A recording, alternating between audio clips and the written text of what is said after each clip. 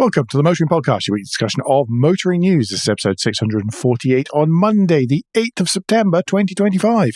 Hello, I'm Alan. Hello, I'm Andrew. And this week you'll hear one story that reiterates that security is not a dirty word, as Blackadder found out. In new car news, you'll learn that 2 cars have to die for one to be born. And in points of interest, you get recommended a video featuring tumbleweed. And we go straight into new news. And it is towards the start of the month. Therefore, that means that Alan is going to break out the discs and not, for copyright reasons, the intro. Yes, exactly. New car registration figures, everyone. In August, it declined 2% compared to last year. It was down to 82,908 units.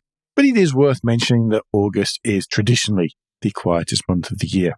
It's also worth mentioning that there was also the introduction of the electric car grant, where it was introduced at the start of the month, but everything that was actually allowed and qualified to it wasn't introduced until much later in the month.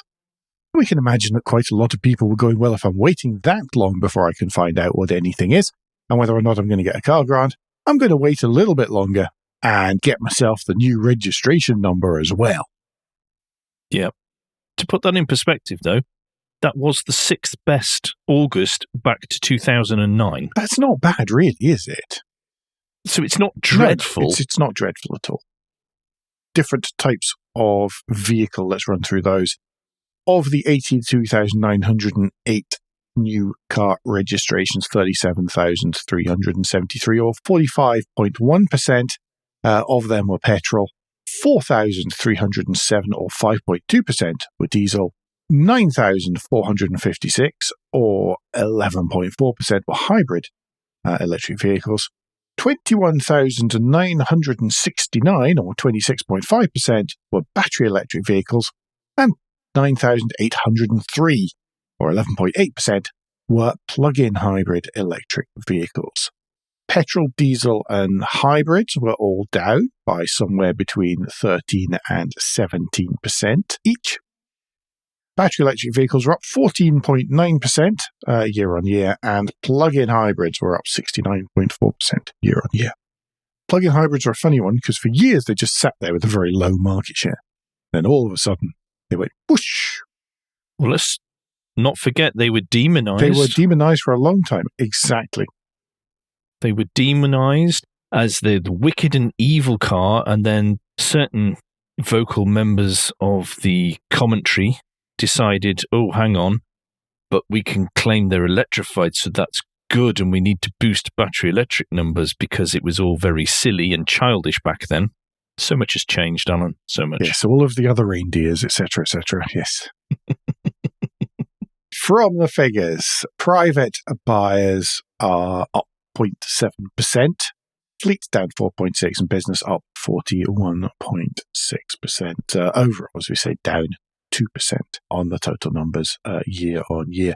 Just to give you an idea what that actually means, that 2%, in 2025, there are 82,908 registrations, 2024, 84,575, so about 1,500-ish, under 2,000 registrations difference. The top models for the month, a couple of new faces in here, some familiar ones not there, and a couple of returners. Number 10 is the MGHS with 1,138 units registered. Number 9, the Mini Cooper. Number 8, the Vauxhall Corsa. Number 7, welcome back to the Audi A3 with 1,290 units registered, so just over 100 more than that MGHS. Number 6 is a new entry for the JQ 7 with 1,367 units. Number 5, Volkswagen Tiguan with 1,526 units. The numbers 4 and 3 are the Tesla Model 3 and the Tesla Model Y. And number 2 is the Kia Sportage with 1,785 units registered. And in at number 1 is the Ford Puma with 2,457 units registered, 700 units roughly of the Kia Sportage. The manufacturers, Andrew, oh God, he's going to be ages, folks. There's a lot of red here. Yep, spreadsheet of doom. And what did we call it last month? I can't remember. There was something cheerful we put on the end as well. Yeah. So that's why we can't remember it.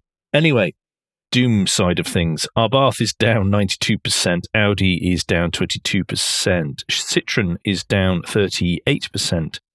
DS is down 91%. Fiat is down 70%. Genesis is down 65%. Honda is down 38%.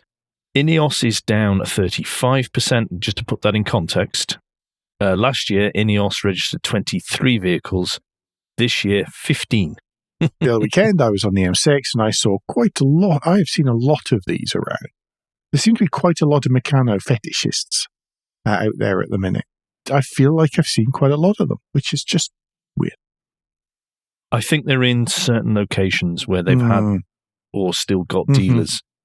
I know one of the dealers local to me, because I can see a few around me, that has shut down.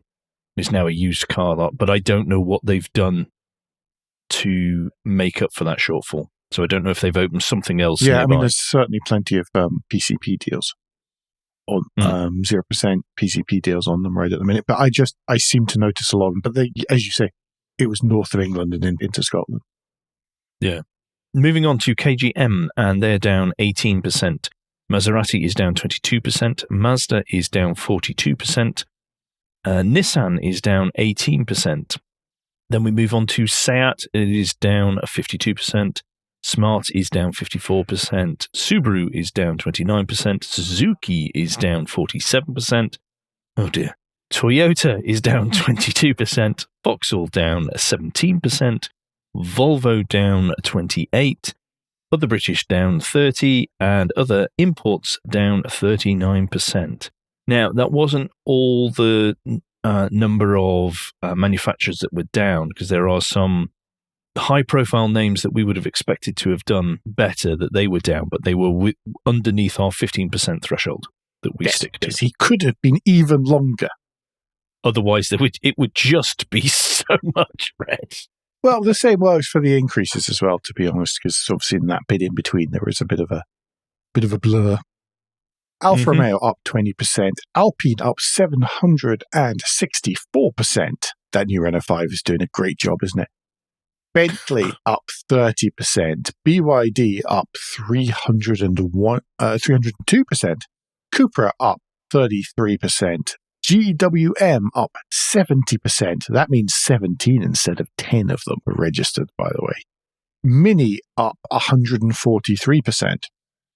Omoda win the MG Award for ridiculous percentages. They're up 2,258.7%. So from 46 cars registered in August last year to 1,085 registered in August this year. Peugeot is up 19%. Polestar is up 95%. And that's about it. Yep, it is. Mike Hawes, just to round out this piece, Mike Hawes, as ever, has a statement once a month, and he said that August was the best month yet this year for EV market share, and while it is often volatile due to low overall volumes, the overall trend is positive. September will be critical with the new number plate factor typically driving around 1 in 7 new car registrations for the year. Now, I've seen an increasing number of articles to do with dealerships and that side of things, saying September is less important than it used to be. A lot less important. Yeah, but it used to be a massive spike for August. Yeah. Anyway, a quiet month that was down a bit. How much the farce that has been the electric car grant affected that, we don't know. We'll see in September. The other farce that could have affected it, though, is JLR and the cyber hack that it has suffered. Yes, last week news started to creep out that dealers could not register new JLR products, which was a bit of a blow because that was the 1st of September. Dear. And this has then spread onto their production facilities as well as parts, and it is really a giant mess for JLR. Last week, and I haven't seen any update to this week, which is a bit of a theme with this story. JLR have not updated on this, but they told employees not to bother coming into work until the 9th of September unless we tell you different. I don't honestly think, because those claiming responsibility are the same people who act M&S and other retail elements in the UK. They are also using the same exploit once they are in the system, and I bet my bottom dollar they use the same exploit to get into the system, which is not a software side of things. And only last month, 4 months after M&S was hacked initially, did they get their online ordering system back up and running for the public. To think that within a week, JLR will have sorted all their problems, well, if they have, absolutely superb work. But from experience, I will be utterly astonished if that is the technical case. part of this is in a piece of is in a technology called SAP NetWeaver, which forms part of many organizations' ERP systems and is quite core to the whole SAP setup, which is used by all sorts of organizations all over the world, who have all been panicking since this started to first happen. And in the US, everyone was told to update, and there was an update released. But we have no idea whether JLR have implemented the update, had managed to get round to all systems, or whether it was a phased-in thing. We know nothing, because there is a serious lack of communication from within the company, which I sort of understand at the moment, because their main priority is to focus on stopping the extent of the issue and then getting things back up and running in a meaningful way where they are not hemorrhaging money horrifically. The hackers also claim to have got hold of customer data. JLR said previous to that announcement that there was no evidence that customer data had been stolen. So who knows what's going on there. Again, soon I hope JLR can come out and make it very clear what has gone on, what is going on, and what they're doing about it. Absolutely. Next up then, Porsche is reorganizing its battery activities and halting some projects, according to the article linked in the show notes on Electrive. They have, Porsche being they, officially confirmed the expected job cuts at its battery subsidiary called Cellforce are going to go ahead. The Cellforce group is all going to be reorganized. Porsche is also withdrawing from another battery project in Germany. We were having a chat about this before we started recording the show, and they've just got a lot of stuff all at once with this one. Declining, obviously, America, need I say more? Decline in demand in China as well for European EVs. Mm-hmm. And the lack of overall lust for luxury EVs out there. Totally. It's one of those things you drive a petrol car to show off that you don't have to buy an electric one. Similarly, the e-Macan didn't have a great reception on its first launch as well. And I'm sure that some of the other jiggery-pokery going on at Volkswagen Group won't be helping either. So, well, we've talked about at least 2 recalls. Recently as well, and they're major ones. All of which not really very helpful. No.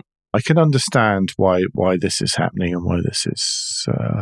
Yep, absolutely. It's a shame for everyone that's been working hard. The announcement in it themselves, Porsche acknowledged that everybody at Cellforce Group has been working really hard to make the high-performance batteries. And that's what they've been targeting, and now they're just going to cut it off and make it an independent R&D unit, and they expect 200 of the 290 employees to be made redundant, although Porsche intends to make the upcoming job cuts socially responsible. That's, okay. Yeah. Well, there's all sorts of other bits and pieces. So, for example, as part of all of this, Finnish sort of tier 1 supplier, Valmet Automotive, had built a new facility in Germany, and now that's not going to, where they were meant to be assembling the packs for Porsche, they're now not going to be yet.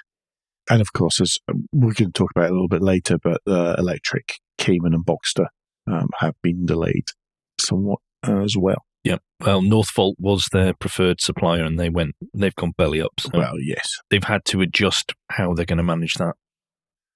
Anyway, let's go on to something a bit more positive. It's still to do with EVs. However, this is one of those, when you hear it, you go, why hasn't that been done before? And this is the news that ZOOPLA has teamed up with Vauxhall, and they are now putting on ZOOPLA's property search website the locality of public EV charging infrastructure and how close that is to any particular property that you select and are having a little look at. And also whether or not there's a home charger as well. Yes. And you go, oh yeah, that makes total sense. Why haven't we been doing that? Mm-hmm. And I think that's really interesting for two perspectives. One is, obviously, there is that fact that as the buy-in to EVs expands across the full British public, the number of people who can charge at home drops dramatically because the number of people who have a driveway or whose electrics are suitable. Or the percentage of people. Yes, this is the percentages. And it goes further into people or properties that do not have the ability to do home charging. And I think if we can map that data, as much as we hear, oh, there's 75,000 public chargers now, that's brilliant, etc., etc. Yes, numbers-wise it is. However, how well are they positioned? Yeah. How well have they been thought out? And to a certain degree, not all of that is lack of thought. Sometimes it is because the local infrastructure cannot cope more than a 7 kilowatt charger. And the local council has just gone, we need to chuck something in, so at least we've got something. Yes. But equally, it will hopefully prompt more careful installation and rollout as we can see this information is out there. In the early days, there was a far more scattergun approach in the case of, well, we need to get some charges out there, so let's get them to places where we think they're going to be used, but we're not really sure. Mm-hmm. And then that then informs, what the actual usage data is, then informs where you put them in the future and which ones are worth investing in and upgrading and which ones aren't and all of that kind of stuff. Lots of complex stuff going on in the background. Well, I mean, there was the potential to use where vehicles are registered with the DVLA, which, as we know and we've explained on this show, is a very flawed methodology because you are then targeting where lease companies are based. And that does not necessarily mean there is, 20,000 EVs in Stockport, as some were trying to suggest. Well, not that many, but you get the impression. There was an awful lot of people in Stockport suddenly driving an EV, and then you realise that Autolease is based in Stockport, and you go, right. But that hadn't actually broken down because people weren't aware and weren't thinking it through. Hopefully we can use this data and tie it into how stuff is being rolled out, and we can do it better than we have done, which then means the ownership side of things is so much more simple, so much easier for people, and that is not a complaint. Because I'd love to not complain about that personally. Especially as he's got an EV this week and another EV next week. Goodness, we'll all be sick of it by the end of it. But well done, Vauxhall, and well done, ZOOPLA. Yes. There you are. Look at me being all positive and cheerful. Well done, once. Andrew. Yes. Thank you. That must be the end of the first part at that point. That was in no I way need to lie down. condescending, was it? Yes, it is the end of the first part, and it is Guilt Minute, the quick break in the show where we ask for a tad of financial support to keep the lights on and the hosting running. If you feel that Motoring Podcast is worth small consideration every month, then you can become a patron. Different levels of patron include different levels of commitment from us to you, including being able to watch the show recorded live. We also have a small range of merchandise in our spring store, from stickers to mugs and t-shirts. If you have any spare cash and do completely understand, then you can help us by following for free from a podcast player to receive every show as they're released, and by liking and rating the show, whatever way your podcast supplier lets you. If you've done all of that, and some of you do, so thank you very much. Also, thank you to people who, over the last few weeks, have tweaked their patron amounts as well. That's much appreciated too. Then the last thing you can do is to recommend us to your friends or colleagues. Thank you, everyone that does. Awesome. Yes, you rock.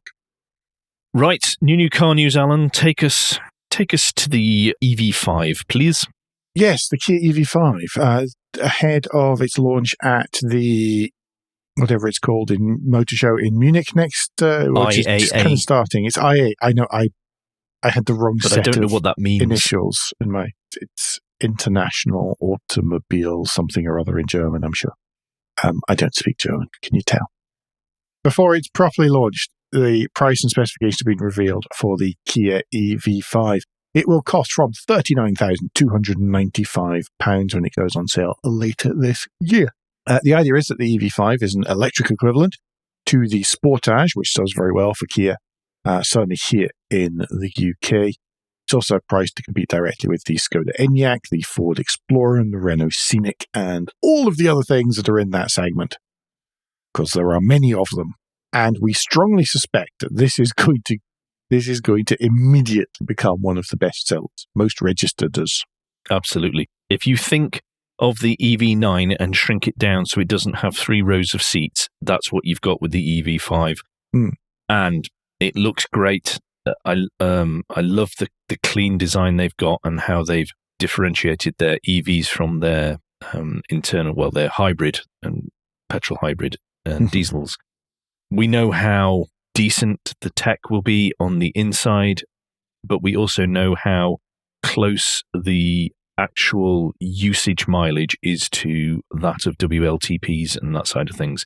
So you can have some faith in it. There's an entry-level Air model, and then there's a GT Line S trim. I imagine GT Line will be the one we see everywhere. All the versions at launch will come with an 81.4 kilowatt-hour battery, the same one that's in the EV3 and the EV4. Front-mounted 214 brake horsepower motor. It'll give you 0 to 62 in 8.4 seconds and 329 miles of range. You should be able to top up from 10 to 80% in 30 minutes as well. There is expected to be an all-wheel drive version, which has more than 300 horsepower, and it'll be the GT Performance model as well, which will be even more powerful too, but those aren't going to be along until 2026. I would read through the specs, but you can probably imagine exactly what you're going to get. It is standard amounts of trim for a well-spec'd modern car. Looking at the pictures of the interior here, there'll be a link to the article by evpowered.co.uk in the show notes. I'm amazed how similar the steering wheel is to the original Range Rover one. That's what it makes me think of, with that embossed line across the middle. All versions of the EV5 are going to come with a 12.3-inch main touchscreen, which offers new entertainment options. Monthly entertainment packages costing between £7 and £18 per month will unlock everything from music streaming and to YouTube and Netflix and in-car karaoke. I can see him shaking his head as we speak. It's 4.61 metres long, 1.87 metres wide, so that makes it slightly bigger than the Sportage or Explorer and slightly smaller than the Enyaq. 566-litre boot, small 44-litre front, fruit, and 6.5 litre storage space in the centre console. Yeah, it's going to be popular. It's going to be really popular. Right, well, moving on from a car that I completely get to a car that I really don't get at all, and this is the Audi Concept C, which was inspired by the TT, but is not a TT, let's be clear. And it's not a new TT, because lots of headlines were saying that. Yes, it is not the new TT. It is going to be its own thing, and yes, okay, if we think similar-ish in execution to the Jaguar concept that came out in terms of... It's got no back window, everyone. It's very bold look. It's very clean for a lot of it. There isn't the slashes and swoops down the side. It's got a very blunt front end, even though it is angled as well. It is a very bluff, tall front end. And it's not actually that small a vehicle, so hence it's not a TT. No. Well, there's two things. So this is a concept and a show car, according to this Autocar News article here. And it says, this new show car is confirmation that the firm will make a grand return to the segment with a compact electric two-seater, which is interesting because this isn't very compact. If you scroll down, if you do follow the links in the show notes and you scroll down, you'll get to where the concept is surrounded by people. And I don't know if it's just a wide-angle lens or what, but it does look very large. Indeed. Again, it's one of these things. I think it's very difficult to judge unless you see the actual car in the flesh. in a context and not just in a photo studio with heavily touched up things. I'm not a huge fan. I don't really like it. As a slight counter to your bit about it being a show car, the head of design for Audi said that this will make production in almost this exact form in 2 years' time. Well, let's see. He said he is quoted as, "The car that you see here is a preview of a production car, almost literally." Oh well. And when he was pushed on what were the changes, he didn't go on into any details. I mean, it does have wing mirrors, everyone. That's 2 years down the line. That's a long time if that's supposedly production ready. Let's see what happens. So it's not production ready. It's a preview of production. But this is apparently a tie-in with it's going to be like the sister model for the 718 electric. Okay, fair enough. Which we just discussed is delayed for a variety of power plant issues. Yeah, I don't like it. I don't get it. It's like the Jag. I don't get it. I don't understand what it's trying to do. So therefore, I struggle to. I just don't like it. Okay, I'm not a huge fan either. So I'm waiting for Frank Stevenson's hot take. Yes, exactly. Well, it can't be really as crushing as it was. No, but I would love any designers out there that do like it or can appreciate it to explain it to me, because I know a part of my problem is ignorance, and I very much am I like it, I don't like it type of person. He is. I get that, and anyone who's listened for some time will be well aware of that. And Alan has to grit his teeth and roll his eyes at me often, which you don't get to see. But so if someone can explain what are the good bits of this, I'd love to hear it, because then that would help my education. Well, good luck, folks. I've never really been a TT fan, as I've said before, because it came out right when I was starting my design degree. And it was on everyone's mood boards, and everyone wanted to do it like a TT. I was going to say, you mood boarded to death. Yes, I was. That's actually what turned me off the Audi TT, was it was such a thing. It's like that, and then the word Bauhaus would appear seconds later. And so I've always had this bit of a thing about early TTs. And this form of styling, it just gives me shudders to third-rate mood boards. I'm so sorry. I preferred the Mark II to the first. Same here. And I'm sorry for the people we know that do have Mark I's. I know, because they'll be going, design purity for doing it. Yeah, I know. I get all that. But just for me, I preferred the shape of the Mark II. I am delighted they came out with the Mark I, because otherwise we wouldn't have had small two-seater premium sports cars like that. No, because they would have moved in a different way, maybe, wouldn't they? Maybe they helped make that happen. You've got to thank them for that. Anyway, talking of small premium two-seater sports cars, maybe not longer. The 718 Cayman and Boxster are dead. Long live the 718 Cayman and Boxster. This was actually planned to happen at the end of last year because of changing cybersecurity regulations. At one point, the irony is crushing that we're talking about that. But they managed to survive and cling on a little bit longer. They were, of course, meant to lead straight into the electric 718s, the replacements. That, as we said earlier on, is not going to be happening for some time. So there's going to be a considerable gap in the Porsche lineup. I'm a huge fan of these. I like them an awful lot. The Cayman is my favourite shape of modern Porsche. That, for me, was absolutely the epitome of what a sports car could be. It wasn't outrageously overpowered, but it was small. It was a gorgeous shape. It just seemed great to me. And I had a great time driving one last summer as well. Don't forget there's a special edition about that, which I'm sure will be linked in the show notes. Yeah, we drove that and a 911 GTS as well in Atlanta. Yeah, it's just the right size for so many people. Great cars. They're going to be missed, and I think everybody have their fingers crossed that whatever replaces them is just as awesome. Yep. Please, Porsche. Please. Please. I'm sure. Got all that extra development time. It's going to be awesome. Yes. Okay, moving on to points of interest, and we have a lunchtime read. And this one is from quite a while back, almost a year ago, on Petrol Blog. However, it's that good, we're still going to recommend it. It is titled, Frankly, We Don't Talk About the Peugeot 309 Enough. And it's obviously Major Gav, so therefore it's wonderful to read.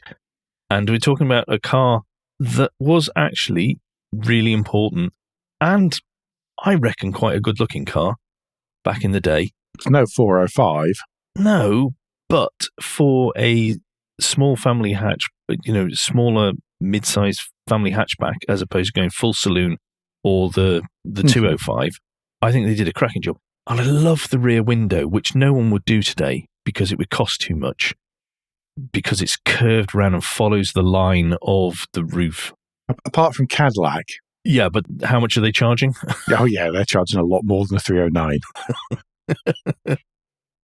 This is absolutely a fantastic read. Do click it, and then obviously underneath, when you get to the end of that article, you then fall down the rabbit hole that is the rest of Petrol Blog's website if you haven't read anything for a while. Have fun. But yeah, there's a bunch of new stuff on Petrol Blog too, so do have a click through some of the rest of the site as well. List of the week this week comes from Autocar, as they seem to so often these days, and it's called The Highlights of the Largest Car Museum in the World. France's National Automotive Museum houses over 500 cars, and they've given us 23 to choose from, none of which are my highlights. I would like to make a complaint. You have 500 cars to pick from, and dear Autocar, you only gave us 23 slides to select from. I am outraged that this free content was not more what I wanted. Yes, exactly. That's basically it. Yes, well, there's only so many Bugatti they can put in a list, really, isn't there? They have, of course, missed my favourite. Why, Alan, have you been there? The Type 35B. Why, yes, I've been there a couple of times, Andrew. In fact, one of the times I recorded a special edition of All About It. I'll make sure there's a link in the show notes then. Thank you.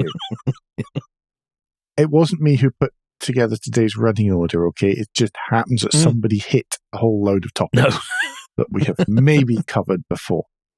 Yes. Andrew, what's your choice? Okay, if you can move to slide 18 of your pack. Oh, not the one I thought. Yes, it's quite cool. I'm going to butcher the pronunciation here. It's a Panadynavia. Thank you. From 1948, which is remarkable when you look at it because it looks like it's from the Jetsons. And you remember the optimism of the atomic age? Yes. This is the French. It's just wonderful. The French atomic age. Yes. It's quite strange, to be perfectly honest. The thing is... And we knew it was a concept because there's no wing mirrors. Oh, that's right. There are no... Yes, I think... Or wipers. All 28 horsepower going to the front wheels, yes. There's a theme here, because the one that I've chosen from here is the Arzon Euf from 1942. So we really are jetsoning it. Slide 16 in your handouts. Thank you. It was the... I nearly picked that. The work of... I thought you might. The work of a chap called Paul Arzon, better known for designing trains, obviously for SNCF, than for designing cars. And it's a tiny micro car. It was originally electric, but that didn't really work very well. So he replaced it with a single-cylinder 125cc Peugeot engine after the war. Yeah, and he used it until his death. His death was not in it, by the way, just because that is actually a believable situation. But yes, it is very much ovoid. If you ever think that a Mitsubishi I or IMEV is egg-shaped, it has nothing on a car literally called the Arzon Egg. So have a look at that. There are also, when you're there, the Bugatti Royales, none of which are included in this list, are absolutely magnificent. The 007 Spy Who Loved Me special edition 2CV is wonderful. There are so many great cars there. If you happen to be passing through Eastern France even, then it's absolutely excellent. Yeah, that is a good list. And whilst my complaint was slightly tongue-in-cheek, Autocar, I really would be very happy to try and get through 50 or 75 slides as you have done previously. But thank you for putting that out there for us to share. I can share my photos from the last time I visited if you're really that bored, yes. Right, that takes us now to the and finally, and we bring you the latest episode from C90 Adventures and Ed March. And we continue with the Will the Mini Jeep Make It to Area 51? Episode 4, as I said, about mud, snow, and the end of Utah. Another fabulous episode of just astonishing environment he's in, but also how insane he is, frankly, to go off and try and do this. However, in this episode, there are moments where he shows some growth as a person because he decides he won't continue pursuing a certain action because it won't lead to any success. So he turns around and goes back, which I thought was lovely to see because previously we had not seen that. No, this is true. It's a great series, and the one of the things about that part of the world, it's the part of the US I'm most sad I didn't get to go see. I was going to, and then the trip got pulled out from under me, sadly. Is all of that area out in Utah, because it's quite something. If you want to see more of that in between watching Ed, then stuff like Trailmater off-road recoveries and stuff. One of the chaps on there is very good at pointing out wildlife and scenery and all sorts of things as they're recovering stuff. It's a gorgeous part of the world. Don't know that I'd want to cross it in a mini Jeep, but it's a gorgeous part of the world. Much rather my own car thing. But it's also amazing seeing the hospitality and giving spirit of the people that he encounters. That's really refreshing and lovely to see, particularly when the world in general is pretty grim when you look at the news. It's lovely to see some charitable and just people doing things without any expectation of anything in return. You find that in America, though, despite all the headlines, despite all of that, there are lovely people as well. That's that for this week, Alan. It really is. Next week, Tuesday night recording, isn't it? Yes. I don't think we've decided on a time yet. We shall let the appropriate people know who can see or whatever the live stream. Yeah, the upcoming schedule is a little bit up in the air at the moment as we try and work out a new schedule as things have changed in life. Somebody was inconsiderate enough to go off and get a job after 6 months. So now we have to work around a job again as opposed to going, yeah, let's just do it during the day. It makes me feel productive. I've done something today. That's less funny than you might think. Well, you're talking about me. Yeah, but... Oh, right, you're talking about you. Okay, I thought it was me. There's going to be some changes there. Sorry. But it will find a level again. Next week, the audio might not be as good because it's very much old school. It's Alan recording from a laptop in a Scandinavian hotel room with a minimum number of soft coverings. So just be aware of that now. But I think that really brings back some fond memories for the old school listeners of the show as we do approach our 10th anniversary, yes. Alan. Well, that was it. That was one of the reasons. Still not decided anything we're going to do. No, I know. That's good. I didn't know what was happening with this kind of stuff. So, yeah. It's back to Scandinavian hotel rooms, folks, sometimes. And what else was I going to say? Rustival the other week. It was awesome. So nice to meet a whole load of you who I had met before or whom I'd never met before. Should have been a better sentence there.